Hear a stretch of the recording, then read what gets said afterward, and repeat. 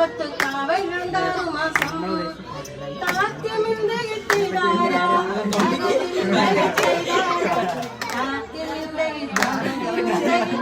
അങ്ങനെയാണോ? ഞാനൊന്ന് പാടാൻ പോടി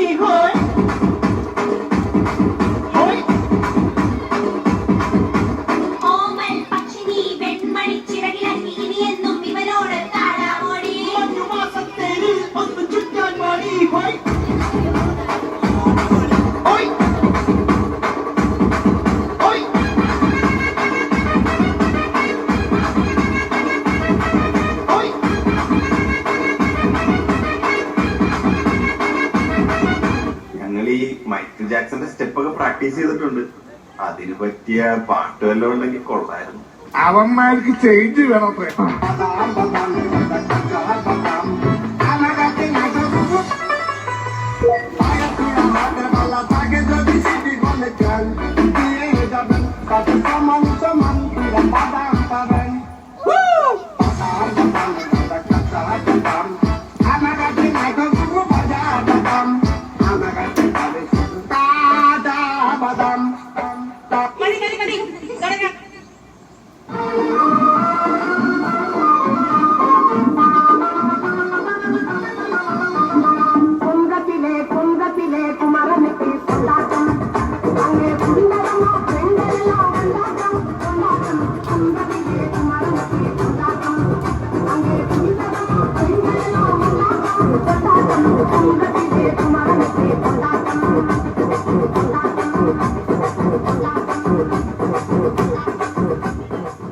എന്റെ സജിത്ത് ഒരു ന്യൂജൻ പാട്ടിടാൻ പറ്റൂ?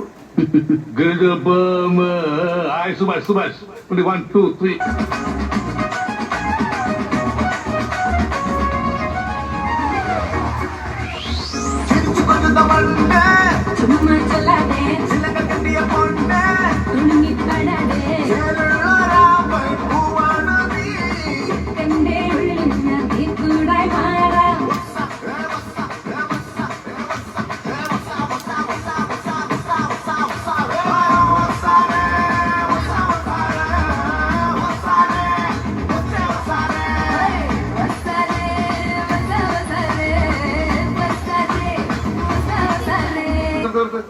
ഈ മാതിരി തക്കിട തരികിട പാട്ടൊന്നും പാടി ഷൈൻ ചെയ്യാൻ നോക്കണ്ട. എന്നെ പോലുള്ള സാധാരണക്കാർക്ക് പാടാനും ഡാൻസ് ചെയ്യാനും പറ്റുന്ന പാട്ടുണ്ടെങ്കിൽ മതി. എന്നാ പിന്നെ ഞാൻ മറ്റേത് കിട്ടെ. മറ്റേത് ഏത്?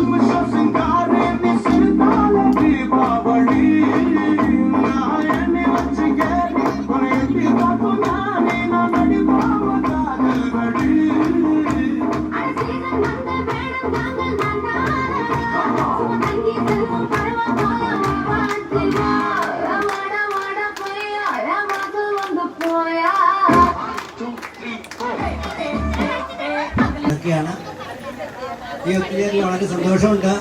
നമ്മുടെ കാരണവന്മാർ സ്ഥാനത്തുള്ളവരുണ്ട്, സഹോദരങ്ങളുടെ സ്ഥാനത്തുള്ളവരുണ്ട്, മക്കളുണ്ട്. എല്ലാവരും കൂടിയുള്ള ഒത്തുകൂടൽ ജീവിതത്തിൽ എപ്പോഴും ഓർത്തിരിക്കാൻ പറ്റിയ ഒരു നല്ല മുഹൂർത്തമാണ് വന്നുകൊണ്ടിരിക്കുന്നത്. നമ്മുടെ സംഗീത പരിപാടികൾ ഇവിടെ സെൽവരും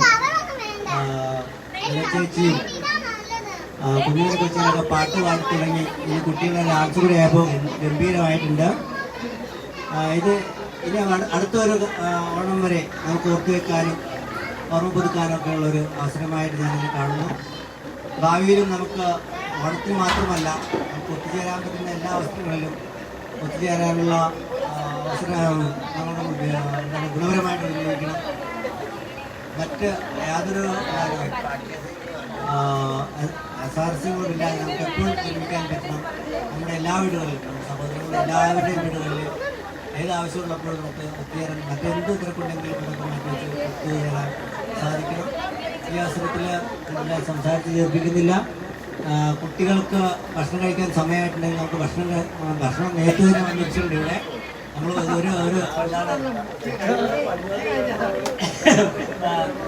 ഭക്ഷണം നേരത്തെ വന്നിട്ടുണ്ട്. പക്ഷെ നമുക്കിതൊരു രംഗം പൊളിപ്പിച്ചതിന് ശേഷം ഭക്ഷണത്തിൽ ഇറങ്ങാമെന്ന് വിചാരിച്ചിട്ടാണ് നാളെ ആണ്. പക്ഷെ ഏതൊക്കെയായാലും ഇനിയും ഇവിടെ ഈ മുറ്റത്ത് നമുക്ക് ഒത്തുചേരലുകൾ സംഘടിപ്പിക്കണം. ചേച്ചിയുടെ സന്തോഷത്തിന് വേണ്ടിയിട്ട് ഞാൻ ചേച്ചിയുടെ സന്തോഷങ്ങൾ പങ്കുവയ്ക്കാൻ വേണ്ടി ഞാൻ ചേച്ചിക്ക് മൈക്ക് കൈമാറിയാണ്.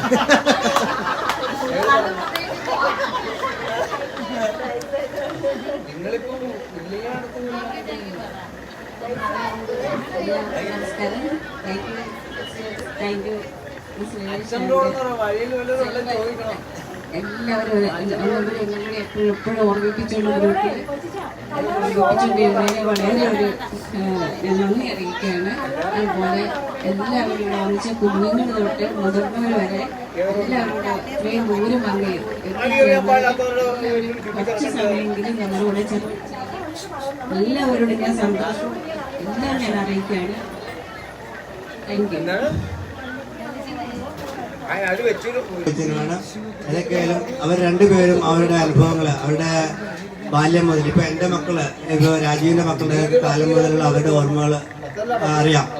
ആ രാജ്യം തന്നെ ഒരു വലിയ പുരോഗതിയിലേക്ക് വന്നിരിക്കുന്നു. നമുക്ക് ഇന്ന് എല്ലാ സൗഭാഗ്യങ്ങളും ഉണ്ട്. അപ്പോൾ ഇല്ലായ്മയുടെ ഒരു കാലമുണ്ടായിരുന്നു. അതിനുശേഷം നമ്മൾ ഇത്രയും വലുതായി വളർന്നു, അംഗസംഖ്യയിൽ വളർന്നു. നമുക്ക് അത് ഞാൻ പറഞ്ഞു വരുമ്പോൾ ഞാൻ നേരത്തെ ഒരു ലേഖനം എഴുതിയതിനെ കുറിച്ച് ഓർമ്മ വരികയാണ്. നമ്മുടെ ഫാമിലിയിൽ അത് എല്ലാവരുടെയും മനസ്സിലുണ്ടാവും അല്ലേ. നമ്മുടെ പുളിക്കത്രയിലെ പുനവ ഉലകൻ ദമ്പതികളുടെ 7 മക്കളുടെ പരമ്പരയാണ് നമ്മളിപ്പോൾ ഇവിടെ ഒത്തുകൂടിയിരിക്കുന്നത്. അപ്പോൾ ആ ചരിത്രങ്ങളൊക്കെ ഒന്ന് പറയാനും ഓർമ്മ പുതുക്കാനും വേണ്ടി ഞാൻ കുഞ്ഞുണ്ണി കൊച്ചിൻ്റെ കയ്യിലേക്ക് കൈമാറുകയാണ്. അതിനുശേഷം ഓമനാമയും സംസാരിക്കണം എന്ന് അഭ്യർത്ഥിച്ചുകൊണ്ട്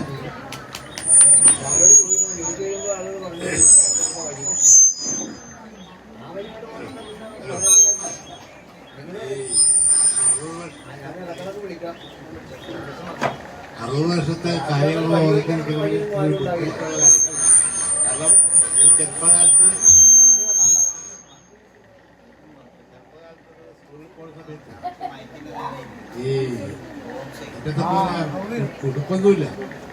ഒരു വൃത്തമുണ്ടാവും, ചിലര് തീരെ ഷർട്ടുണ്ടാവും. അത് ഇട്ടിട്ടാണ് സ്കൂളിൽ പോകാറ്. വൃത്തം വന്നു കഴിഞ്ഞാൽ